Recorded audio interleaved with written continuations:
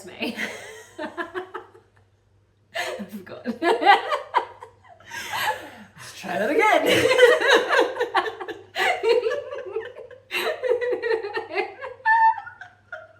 Yeah, one job. Say your name.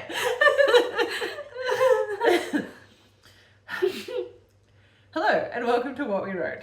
I am Emma. And I am Esme. And we are two friends who have been writing together for decades. This is a special bonus episode of the podcast where we are beholden to no one. We will be talking about books in depth, our favourite or least favourite tropes, writing tips, or whatever the hell we want, really. And this week we are talking about Ruthless Vows by Rebecca Ross, the sequel to Divine Rivals, which we previously reviewed. We did. We did do that. We did do that. Some time ago. I can't remember when, but scroll back and you'll find it. Yeah, it was like the second one we did, I think. Yeah, Ages totally ago. on. Yeah, yeah. So, what do you think? I liked it. Yeah. I don't think it was anything groundbreaking, but I enjoyed it. I think I broke the mold and gave it 3.5 stars. Mm-hmm. I don't normally do half stars because I think you just need to commit.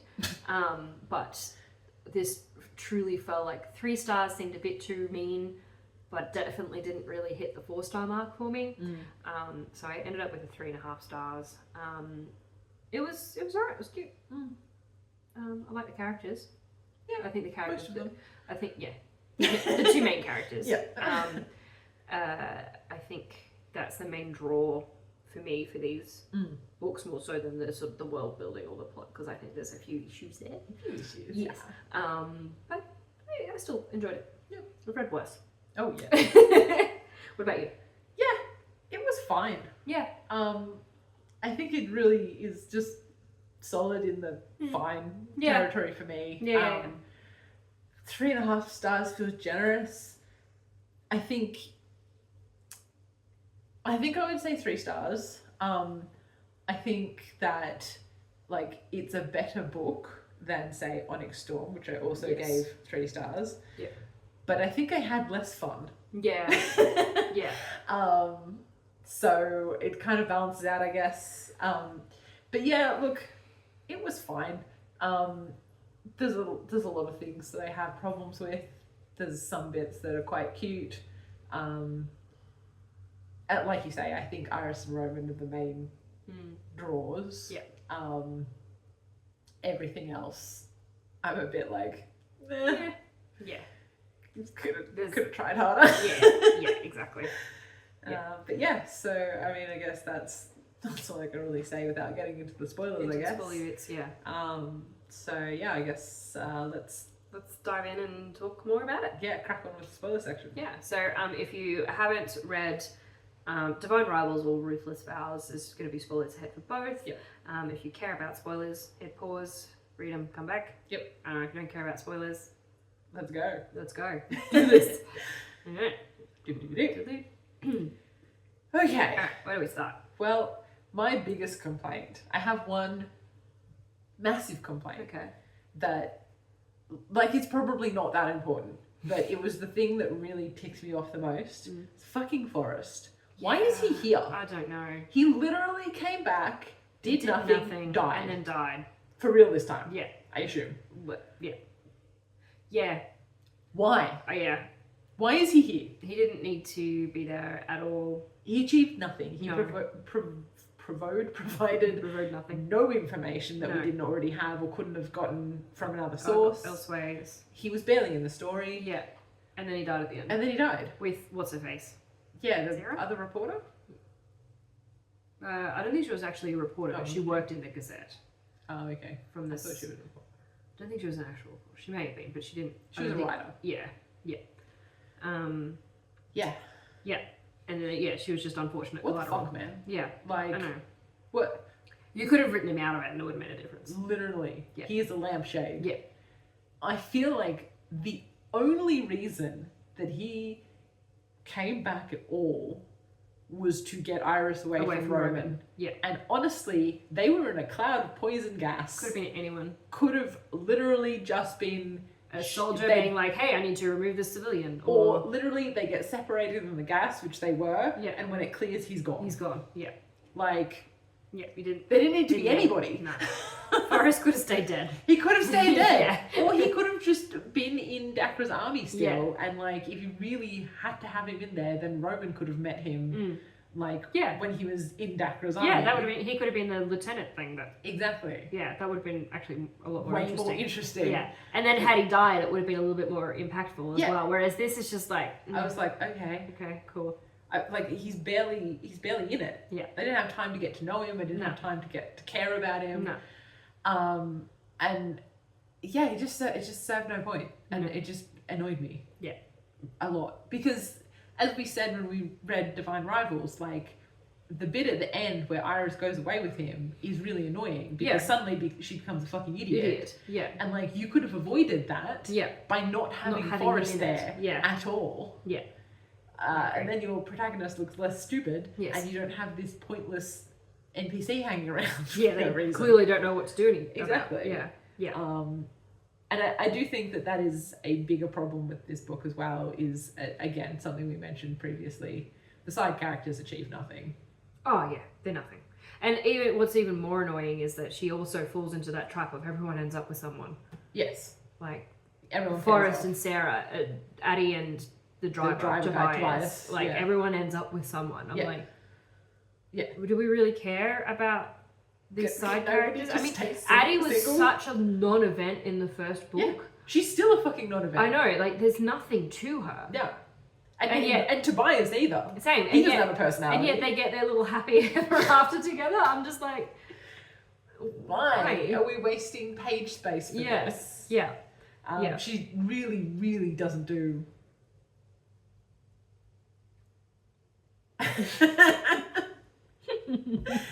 a good job of like fleshing out her side characters. No. Like none of them are anything. No.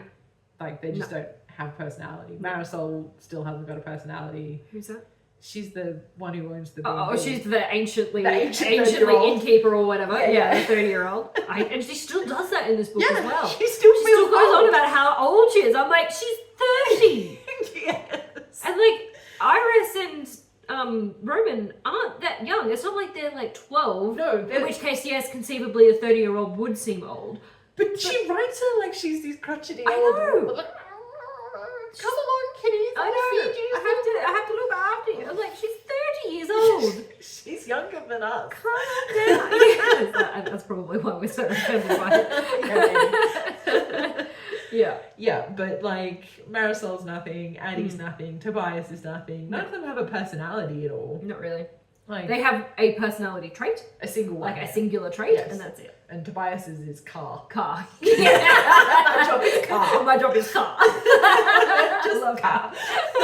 Yeah. But like literally. Yeah, literally. Yeah. Pretty much. So I will just going back to the beginning. I will say so. Chapter 1. It was a good sequel beginning.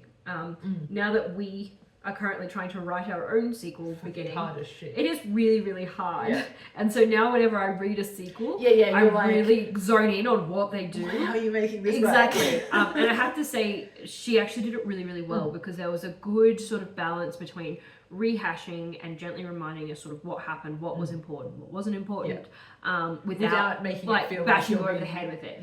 So this is a synopsis of the first book. Okay? Exactly. Yeah. So like, whereas like we recently talked about Onyx Storm, like there was none of that. She just kind of threw you in there, and it was sink or swim. And, you figure it out. I think we all sank. Yeah. Like no, everyone was just like, what's wrong? Whereas this was really actually quite well done. Yeah. So I agree. And I think that's sort of her writing in general. Like her writing is quite good. I really like. Actually, I think I've got. I've got a comment here that says, "By God, she did it. She used a colon and a semicolon correctly." It's very rare. Yes. So like her writing is actually technically quite good. Yes. Which goes a long way. Like I feel like if you can write technically well, you're kind of already in the 3-star region. Just by dint of being, you are. Yeah, just by dint of being able to construct a sentence. Yeah. Like the bar's really fucking low, guys. Yeah. So I did appreciate that, and like I did quite like a lot of the writing. I know it's nothing like groundbreaking. It's not literary genius or anything, but it to the point. It was clean. Yeah. There was a few lines that jumped out at me that I was like... Yeah, and I did actually notice, I have to wonder if this went through major editorial changes, because I actually, now that I think about it, I do remember the second half of the book not being as polished and having a few more areas of being a bit... Yeah, and I have to wonder if she changed something. Yeah, janky sentences. Yeah. Was the thing that... Because I had a few notes where... I'm just trying to find now the one that I had actually written down. So I've kind of said there's a few turns of phrase that feel a bit awkward to me. It's like she's trying to be poetic but doesn't quite get there. Yeah. So like I had one where it says Iris watched Roman's backside as he walked away from the cafe. And like it was a really serious moment, so I assume she means like she was watching his back as he walked away, but it makes it sound like she's checking out his ass. Yeah. And the other one I had was, the words didn't fit the night, or maybe they did, and she just couldn't realize it till now. And I was like, yeah, I don't know what you're trying to say here. Yeah. Like, this doesn't make any sense. Yeah. It's just kind of janky. So there was a few lines like that jumped out at me. And I think they jumped out at me because they were unusually bad. Yes. For the writing. Yeah. So I have to wonder if there was something that changed, or if she fell into the same trap as a lot of the other like romantic kind of authors. They just got to push it out. They have to just push it out. Yeah. They've been given an unrealistic deadline. Yeah. So that may have had something to do with it as well. But yeah, I did notice that the second half of the book was just not as good. She really loves the word. Is it limbed or lined?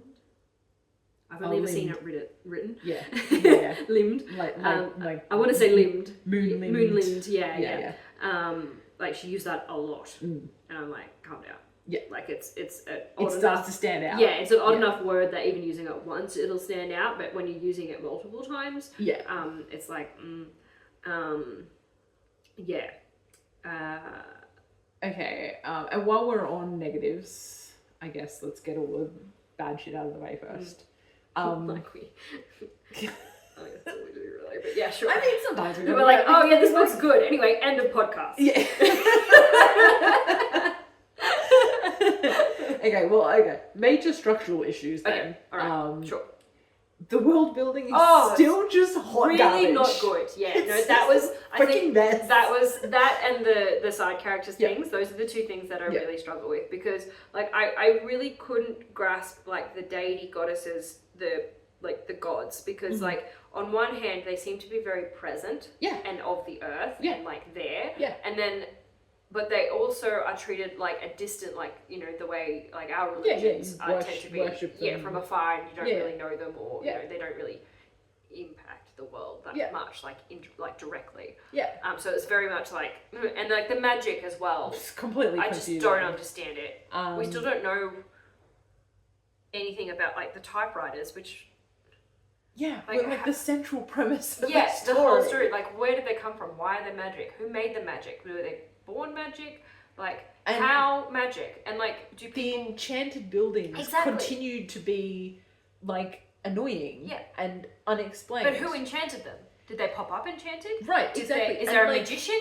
Is there a lot of the times the enchantments on the buildings seem very specific to the thing that's in that building. So like the museum is enchanted to have alarms.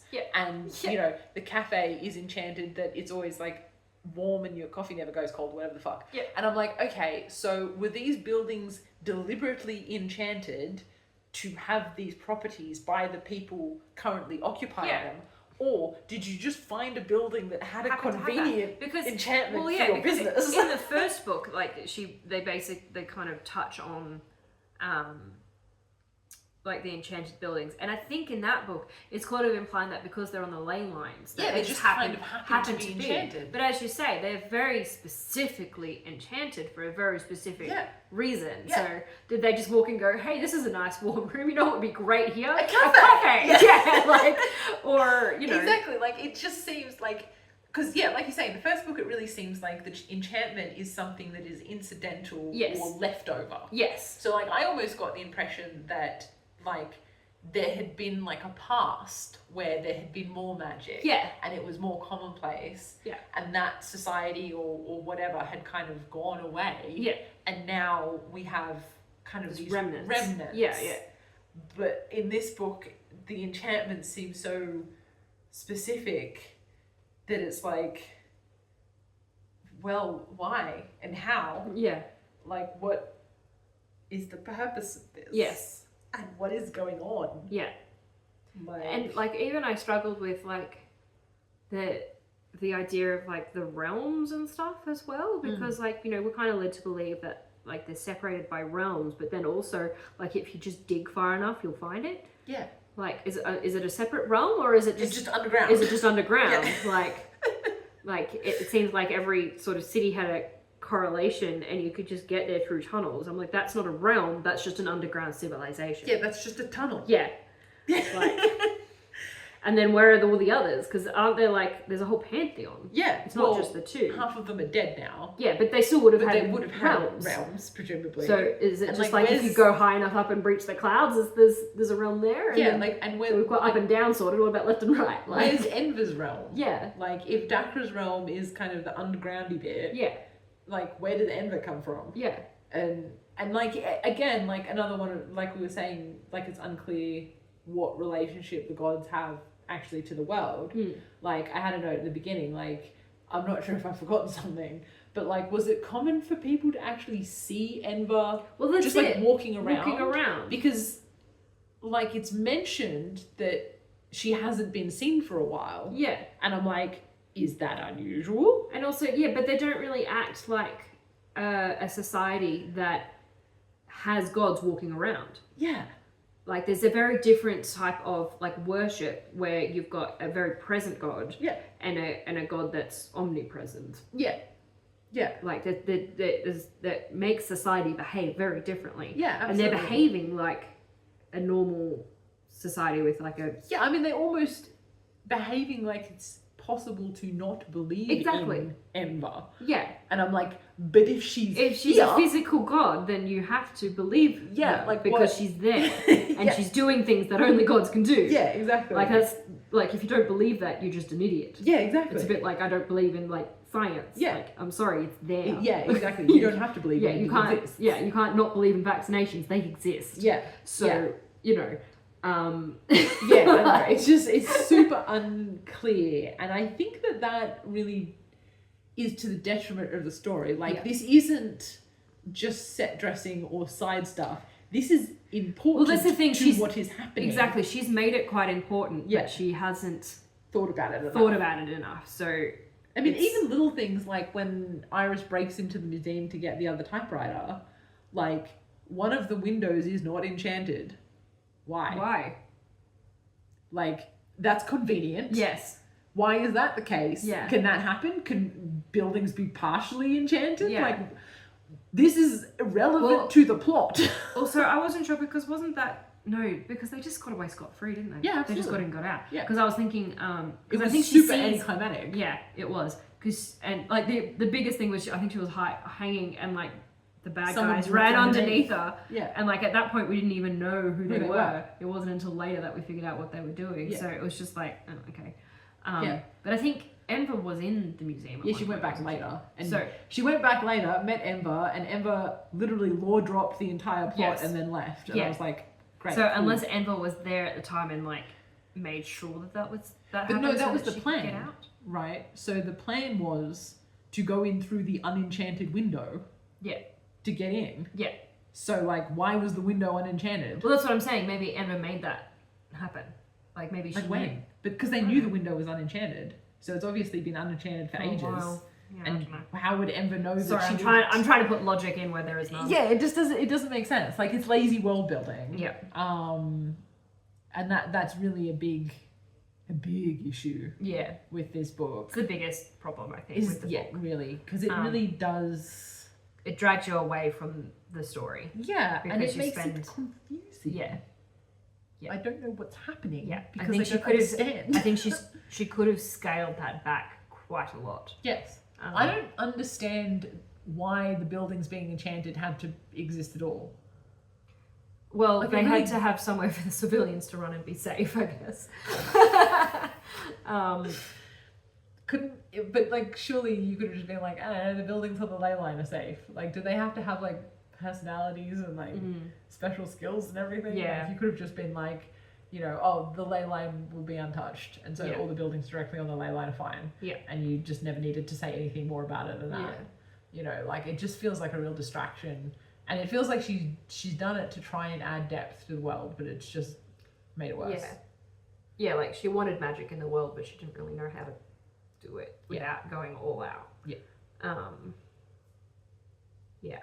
And there's like a point where you either have to explain it really well, or you have to not explain it at all. Yeah. You kind of can't half do it. No. Because if you half do it, you're either explaining not enough too much, or not explaining enough. Yeah. Like you need to pick one. You either need it to be mysterious, and at which point the reader just accepts that there's no answers. Well, and also you need to have your characters acknowledge that it's mysterious and they don't know how it works. Yeah. Like, the matter-of-fact way that everybody acts around the enchanted buildings makes me think that they understand what's happening. Yeah. I just don't understand what's happening. And in that case, you need to fucking tell me. Yeah. Yeah, exactly. Yeah.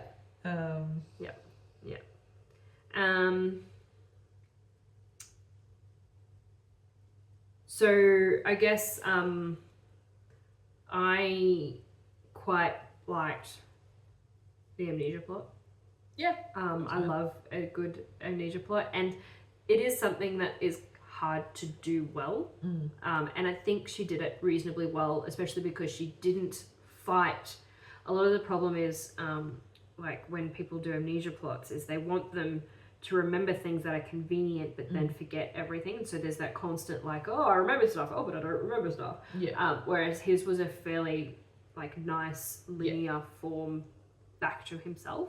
And I also thought it was a good way to have that, you know, how we've talked before about when your characters get together too soon. And you have to break them up again. You need to figure out, the third act breakup kind of thing. I thought this was a good way to do that without the angst of an actual breakup. Yes, I agree that as far as like ways to keep your romantic characters apart, it was valid enough. There was a couple of times where I was a bit like, oh my god, Roman, seriously, like, use a brain cell. Especially when, so like, Roman starts having these dreams as his memories come back, where he remembers writing to Iris on the typewriter. And he recognizes consciously that it's the same way that he's writing to Elizabeth. And when he received the first letter from Elizabeth, she asked him a bunch of questions that he didn't know the answer to, as if she was trying to figure out who he was. And I'm like, surely you would just even consider the possibility, maybe, that it's the same person. That maybe Elizabeth is Iris. Like, I just feel like the thought would cross your mind at some point, surely. You would go, I wonder if. And maybe you go, hey, have we been doing this for a while? I feel like I know you very well. I have forgotten my memories. By the way, I have amnesia. And the Iris and Roman meeting again and him remembering her was quite sweet. But I was annoyed because they did it because the house was helping them. Again, unclear what level of consciousness these houses have. Because like, the house locked her upstairs. Where Roman would come and find her. Did it? She was in this house on the like edge of town or whatever. She went back to get the stupid wrench that turned out they didn't need anyway. When the car broke down. They lock her in. So she went upstairs and the door closed on its own and like locked her in, and she was trapped in that bedroom. I thought she just couldn't go out because they'd see her. No, the house like lured her up there and then closed the door. So again, vague enchanted houses. And like doing vague enchanted shit. And like in the grand scheme of this world, right? Like Roman and Iris being together didn't really affect anything. Yeah. Like, yes, we wanted that to happen because we know the characters, but in the grand scheme of the plot and the world and the gods, they were nothing to them. No. So why would the magic be trying? Like, why would the magic? Are they just like a little trickster and be like, let's do this? Like, funny. Yeah, exactly. Like, there was no. Like, if there was some sort of thing where, them being together and knowing each other... Yeah, it was some kind of prophecy... needed to, like, overthrow Dacre... Yeah. Like, then yes. Yeah. Sure. But they were nothing, really. There's nothing like that. Like, and, like, in a way, that's kind of something that I enjoyed about those characters, and that they weren't super special snowflakes. Yeah. They just were always in the right/wrong place at the right/wrong time, basically. And especially after reading Onyx Storm, where Violet is the most specialist of snowflakes ever. Most powerful this, most powerful exactly. that. Mary Sue and all over the place. This was almost refreshing in a way that they really were just reporters. Ordinary people who just got caught up in shit. Yeah, absolutely. And they were just in it, basically. Yes. So I do like that. But as you say, like, why was the magic so determined to then get them together? Yeah. Because it really didn't matter in the grand scheme of the world. No. Yeah. And it did make Enver's interest in Iris a little odd as well. Yeah. I was a little bit like, surely there's somebody else who could do this. Like, I don't know.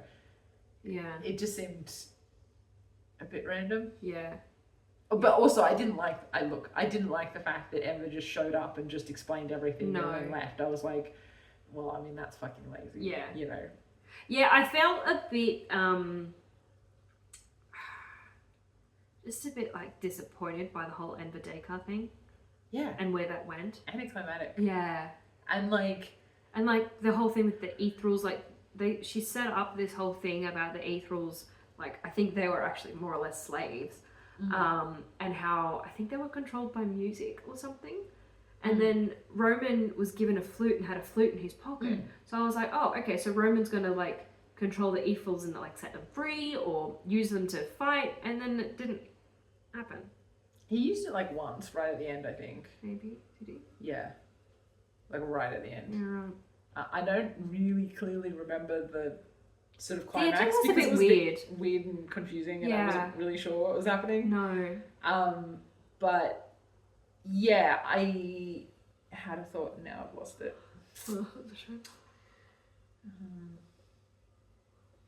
Oh, that's right. Yeah. So we kind of thought at the end of Divine Rivals that possibly the whole Enver Dacre thing wasn't quite as black and white as it seemed. Yeah. And like maybe she was going to do something where like Dacre wasn't actually evil. Yeah, that's what I thought. More complicated than that. But no, he was just evil. Yeah, Dacre was just a bit of a dick. Yeah, he's a bad guy. And Enver was just the purest and goodest. Yeah. Which, I would have been more... a bit boring. Yeah, it's like, evil, good, nah. Yeah. It would have been more interesting had it been a little bit of a... Yeah. A twist there. Yeah. Because, she kind of set it up for that. Well, a little bit. Yeah, I mean, there felt like there were moments in the first book where that was kind of the implication. Yeah. And, like, again, a complaint that we had in the first book that kind of comes over here and was never really dealt with was, like, if Dacre is really just bad, like, are people fighting for him willingly? Or is everybody in his armor? Thing, like, this whole thing was basically Dacre being, like, pissed off that Enver broke up with him. Yeah. And, like, why would that get humans involved, realistically? Like... And, like, so was his whole army people whose, like, minds he was controlling, like, Roman? I think they were.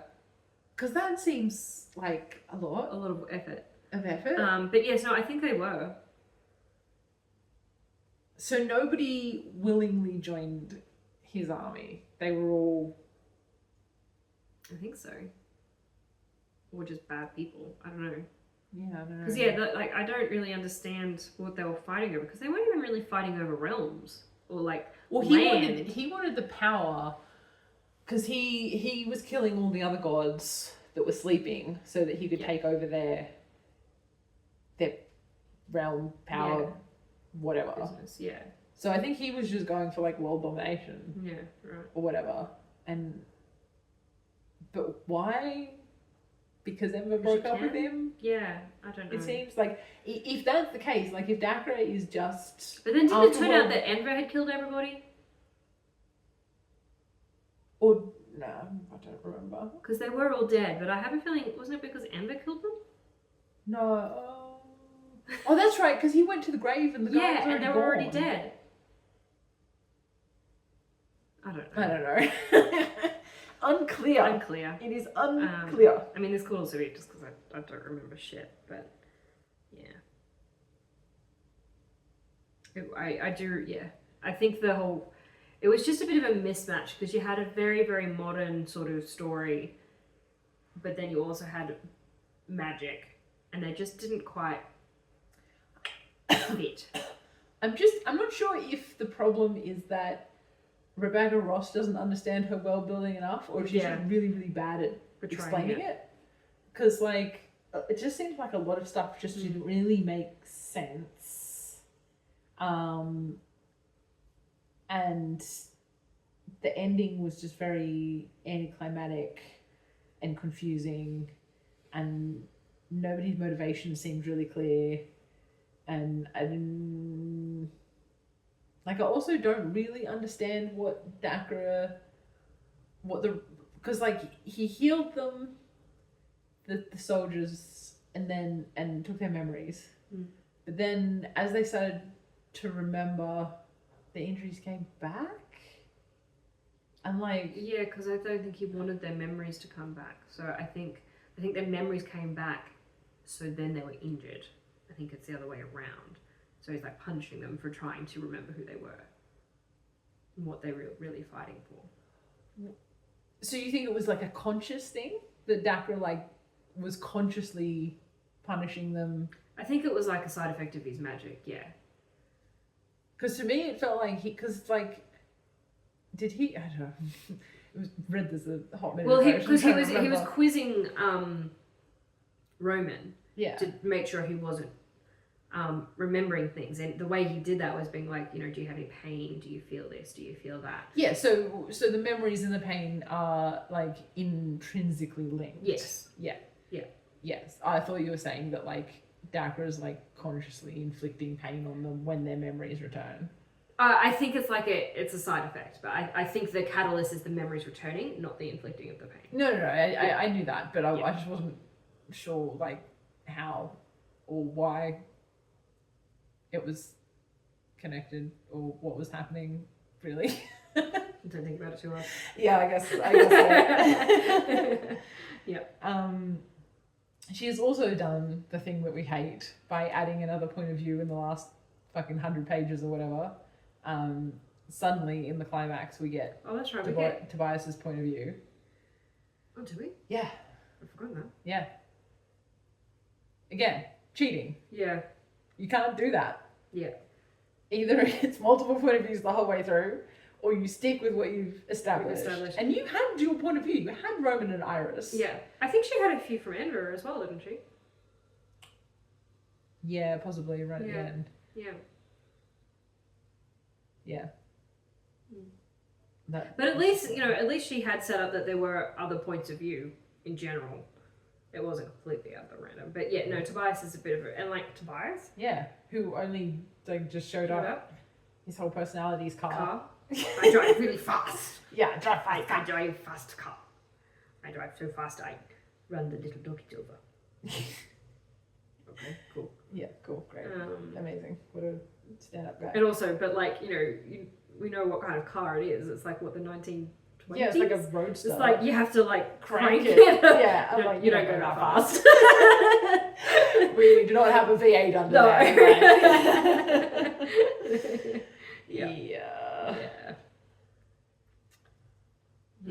Yeah, that's... But yeah, look, I think...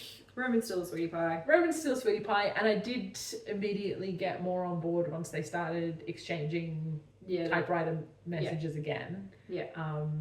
It's a cute concept, and it's done well. Yeah. But that's really the only thing I kind of cared about. Yeah, the main thing for me was the Iris and Roman's relationship. Yeah. Like, I didn't really give a shit about anything else. No. And like, I do like that I quite liked Iris as well. Yeah. Because there are a plethora of female main characters now Yes. that I cannot stand. Whereas Iris was quite fine. Yeah, she was fine. She wasn't annoying or frustrating. I didn't love her, but I didn't hate her. Yeah, yeah. She didn't give me any reason to Despise throw her out the window. Yeah, exactly. Like, she was smart enough. She was, didn't make any super dumb decisions. She was reasonably sensible with her emotions. Yeah. She did a couple of things. Like, okay. Yeah. I mean, look, we all make mistakes. Yeah. But like as a whole. Yeah. Yeah. Yeah. I mean, one of my comments was like, when she meets Roman in the town, the house, the magic house, when she sees the soldiers coming, she gives the alarm signal to Tobias and Addie. Yeah. And then Is after she gets out of the house, she runs back to where they were and is like, why aren't they still here? And I'm like, they're coming to help you, you dumbass. Yeah. You told them to come and help. Yeah. So presumably they are running towards the dangerous soldiers. I thought they were running away. I thought the signal was so that they would leave without her. No, I think it was like, come help me. Oh. Either way. They Way, were going to be moving. That was the whole point of the signal. Where you left them. Yeah. Yeah. Yeah. So yeah, that was a bit dumb. But yeah. That's about it, really, I think. Yeah. Just checking if there's anything else.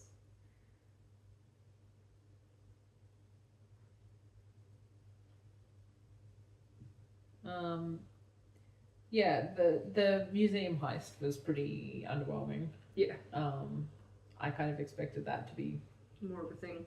literally anything. And I still, because I remember we said in the end of the first book, I was still expecting something different from the typewriters, considering they are like the central point. thing. But they were really just tools.